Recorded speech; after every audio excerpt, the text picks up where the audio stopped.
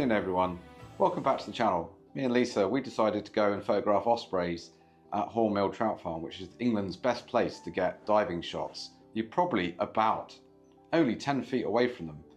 So we're going to get packed and get on our way. This is the gear we're taking. So Lisa, what camera bodies and lenses are you taking to the Osprey hide? Well, I've chosen to take two bodies. I'm going to take the Nikon Z8 and the Nikon Z6.3. And what lenses are you using with those? With my Z8, I'm going to try the 70 to 200 because it's an f2.8. And I want something that's good in low light. And on my Z6.3, I'm having the 100 to 400 because I want to try and get those ospreys that are further away, maybe perched in the trees. Yeah, so what am I taking? I almost use it on the OM system, OM1 Mark II, so it's a micro four thirds sensor. That means its focal length is a little bit shorter, but it actually is 2 times crop on the sensor. So I got a 40 to 150, 2.8, which is going to be my main lens because everyone said that 300 is the ideal focal length. So I hope this is going to be my main lens. And then for video and perch shots in the trees, I'm using my trusty 150 to 400 with a built-in teleconverter. So it's our first time going to the hide. And we had an amazing experience last year down at Chew Valley Lake when we basically were watching ospreys, but we got frustrated about the distance. And we found out about this osprey hide. We can't wait to go. We've seen some shots from it, it looks amazing. So why don't you watch us try and get some good shots of ospreys, and fingers crossed we do.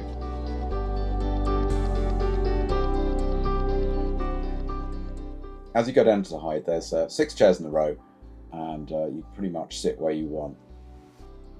Each chair obviously has a hole through the netting, and that gives you the view of the pond. The pond is probably about 30 meters to 100 foot long and about 10 meters wide.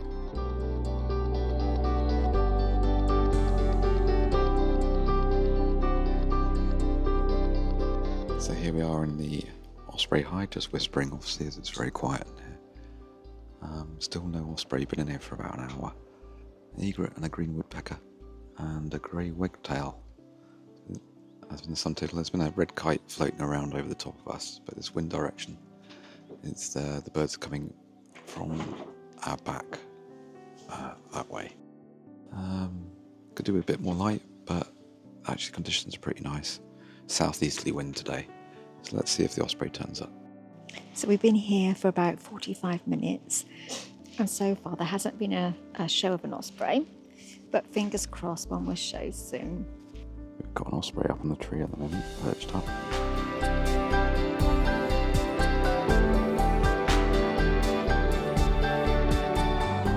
He's wobbling his head around, doing his distance measuring, so hopefully he'll make a dive in a minute.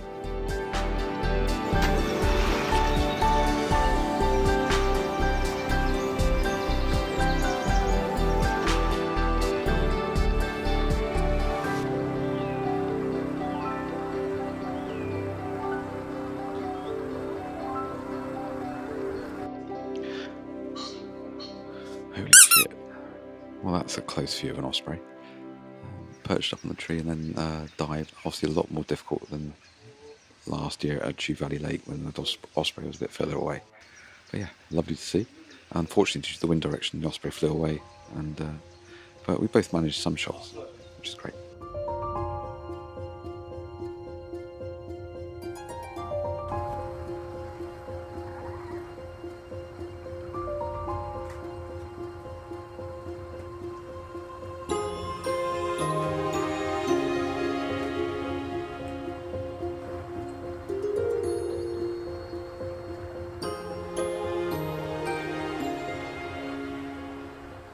So it's just started raining and the light is starting to go. Currently at 2,500, it's ISO 8000 at f2.8. Had a couple of dives from 1H7 Osprey, but with this wind direction he always takes off out the water, flying away from us.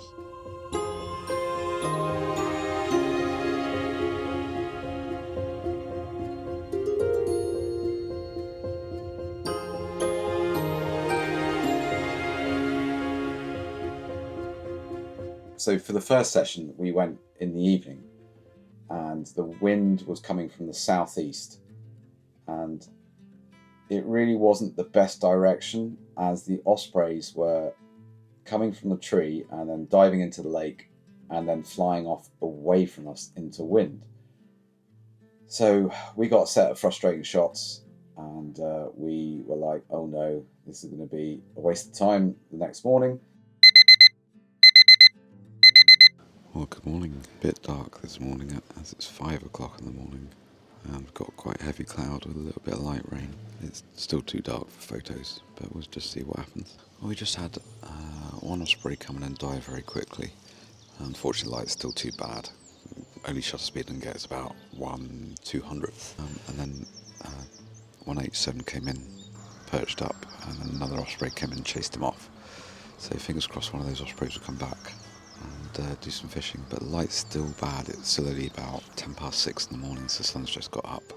ISOs is still pushing 12,800 on a shutter speed of 300th. Success! We've had T7 come in, and he caught a fish, and with this wind direction he flew straight across the hide, which was brilliant. ISOs are still crazy, 10,000 at 1,600.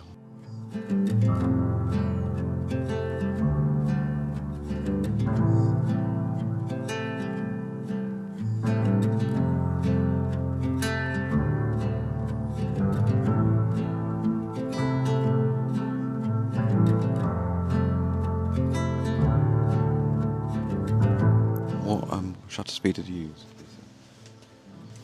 I managed to use 2,500 shutter speed with ISO about 8,000.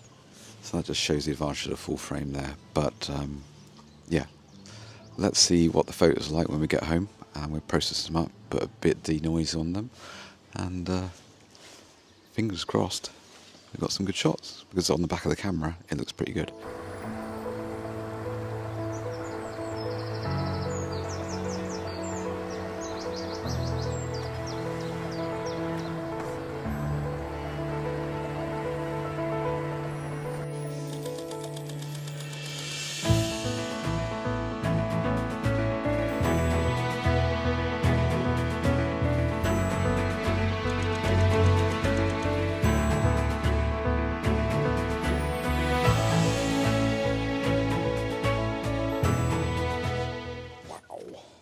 Just wow. T7 is the kiddie. Don't you agree, Lisa? What do you think of T7? What an amazing 5 minutes that was. Absolutely fantastic. Just awesome. T7 launched off the tree and literally dived 10 feet? 10 feet in front of the hide. I can't believe how close it came. So different to yesterday evening when the wind direction and the light wasn't really on our side, but today everything's aligned. Fantastic. Yeah, I mean ISOs are still really high, 6,400, 8,000 at 2,500th. But let's see what DxO works its magic with. Yeah, fingers crossed. I'm sticking with my 70 to 200 and maybe just crop in because it's keeping my ISO relatively low compared to my 100 to 400. Yeah, I think I think Lisa will be emailing Nikon later to say, can you release your 300 2.8 Z mount, please?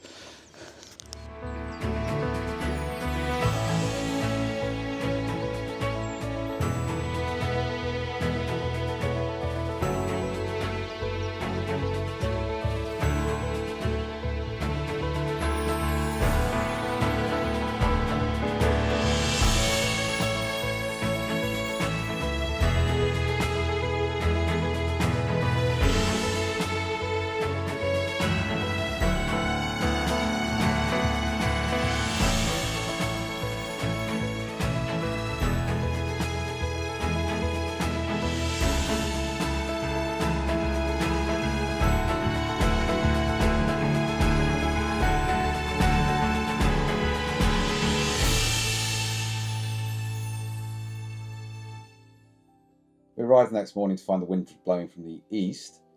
Now, with the easterly wind, I figured out that if we sit on the left-hand side of the hide, the osprey would dive and then climb out of the water. And as ospreys always, when they come out of the water, they fly into wind, because that's the most efficient way of them actually taking off from the water. So they don't have to use as much energy. So we thought we'd position ourselves on the left-hand side of the hide and see what happens. And actually we were very successful in getting some good shots of it climbing out. I definitely think if it's your first visit, unless you're really, really good at tracking birds, I would probably not concentrate on trying to get the diving shots. Initially, I would definitely try and get them splashing in the water. As they hit the water, don't forget, as the osprey comes down, it's coming very fast. It hits the water and then completely stops in its motion. And what you'll find is that as you track it, you'll follow the osprey down, and as it stops and hitting the water, you'll keep moving your camera and miss basically the whole splash. So maybe as a tip on your first visit, concentrate on the splash and then start firing away with your camera, and you'll hopefully get those beautiful climb out shots as the osprey is climbing out the water with the fish. If you're really lucky, he flies straight at the hide, which just results in amazing shots. Obviously, the more times you go, once you've got those climbing out shots, you can then concentrate on the dive shots, and that's probably what I'll do the next time I go.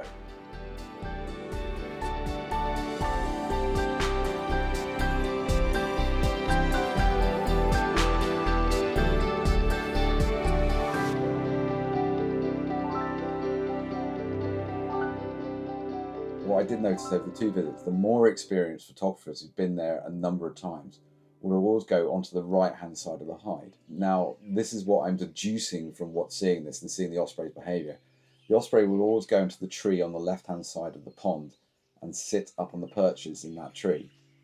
They then would, using the height, dive into the pond to get the fish and then climb, and then obviously take off out of the water. So I would say if you're pretty good at tracking ospreys and birds in flight, position yourselves on the right hand side of the hide and hope you'll get the bird diving down and you'll get those claws out shots. We found that by sitting on the left hand side of the hide, we'd get them tracking across, and obviously being newcomers to the hide, I found it quite difficult to get the diving shots, and I really feel from watching the other photographers in the hide that the right hand side of the hide is probably the best place to sit, because they always come from the tree. Now, there are other ospreys that don't sit perched in the tree, but T7 and Osprey 1H7 have definitely sat in the tree when we were there and exhibited this behaviour. Definitely bear that in mind when you visit, depending on what shot you want. Well, good afternoon. What an amazing morning we had at the Horn Mill Trout Farm Osprey hide. Just unbelievable. We arrived yesterday afternoon for an afternoon session there, and we had a sort of variable session, didn't we, in the afternoon yesterday? Yeah, quite a difficult session, really, with the wind direction and the light. Yeah, the bird yesterday kept taking off. It would hit the water, catch the fish, and then fly away from us. So as you've seen in the video, we just got flying away shots. And well, this morning we went in and it was raining, it was horrible light, and we were like, oh no, this is going to be awful. And then all of a sudden, we had two ospreys fishing, and yeah, it's just amazing, as you've seen. Just unbelievable, really, really amazing. And what was your standout moment, Lisa? I think for me, it was the fact that the osprey actually dived and then flew straight towards me, whereas yesterday it was just flying off. And also, on a personal level, when I normally do birds in flight, I tend to opt for my longest lens. But today I had the opportunity to use much shorter lenses because they had a higher f-stop and they worked really, really well. So for me, that was like a win-win situation, just to try something a bit different. What lens were you using? I used the 70-200 f2.8, which for today's conditions, it was really, really necessary, but nice to use.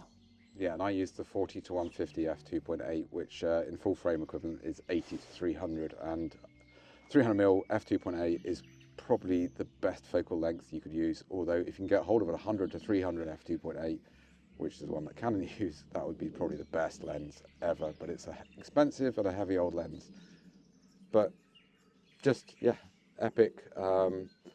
Totally happy about the ethics of the hide. It was a trout farm. The ospreys started coming in, and then they realized, oh, we can put a hide here, and they did. So, yeah, fantastic. I think worth noting is that we had lovely opportunities to photograph red kites fishing as well, and also egrets and herons, and they were quite entertaining to watch. Yeah, loads of other wildlife as well, as I'm sure you've seen throughout the video. But I really hope you enjoyed the video. I hope you enjoyed the tips as well, all about wind direction, lens selection, and shutter speeds. And yeah, please give us a subscribe, like or comment, and share the video. That would be most appreciated. It really helps the channel. Thank you very much for watching, and see you later.